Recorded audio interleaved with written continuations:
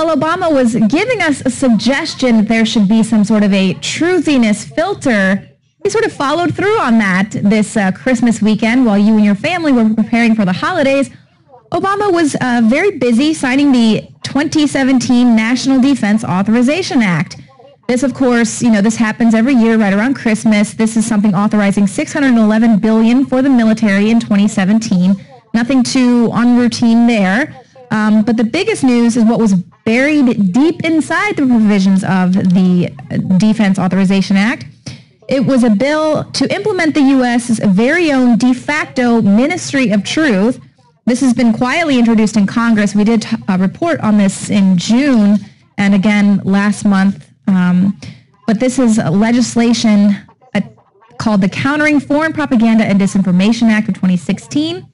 Marks a further curtailment of press freedom and another avenue to stultify avenues of accurate information. So it was introduced as H.R. 5181, seeking a whole government approach without the bureaucratic restrictions to counter foreign disinformation and manipulation. They believe this threatens the world's security and stability. Of course, you heard they were really blaming the election, the big upset there on the Russian and their propaganda and the fake news. And you think, wow, is this really just in retaliation for the fact that their establishment agent did not get elected? Well, now you can kind of get a little backstory here. They've been planning this all along. And of course, we know that this is how tyranny first comes about with controlling your speech and the way that you're allowed to think and the information that you're allowed to access. So this is also called the Countering Information Warfare Act of 2016. So they keep entering these acts into Congress, and then they rename them, and now it's foreign propaganda when earlier it was just information warfare.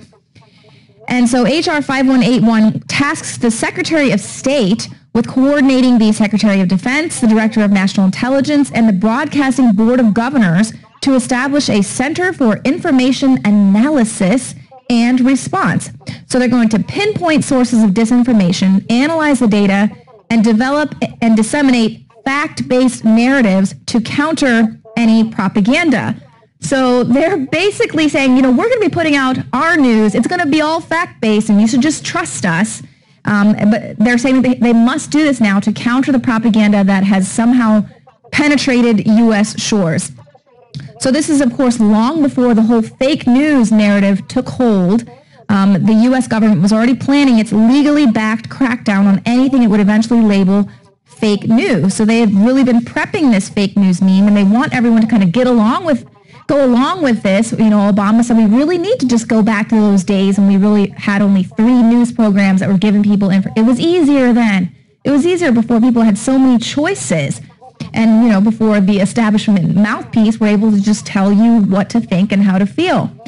So now December 8th, of course, we reported earlier this month about the Countering Disinformation and Propaganda Act. It passed the Senate, and now it had been quietly inserted into the 2017 NDAA. So there you go. Now David Knight and Owen Schroyer are going to be joining us in studio in the next segment to kind of break this down. They're going to name names and really get into the nitty-gritty of just what this means for you.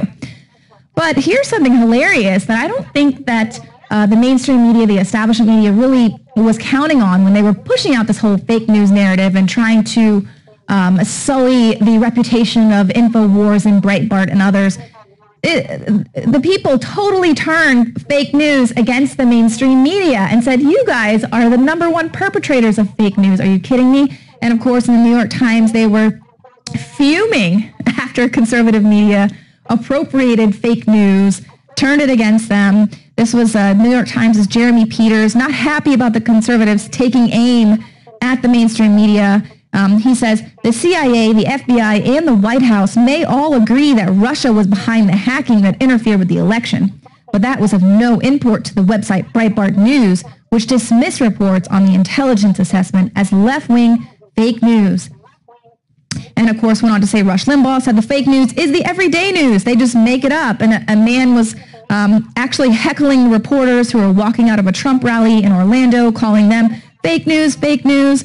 So he's very incredulous about the fact that this fake news meme that they've tried to put out there has totally been appropriated, much like the whole deplorable basket of deplorables with Hillary Clinton. People just really took that on and owned it. And that's exactly it. They are the real fake news. And they're saying that it's just, when I read this, it makes my head explode because there's so much doublespeak in the way that these totalitarians speak and the way they talk. They truly believe that they're the nice guys and they're not doing all of this, this pushing this heavy agenda.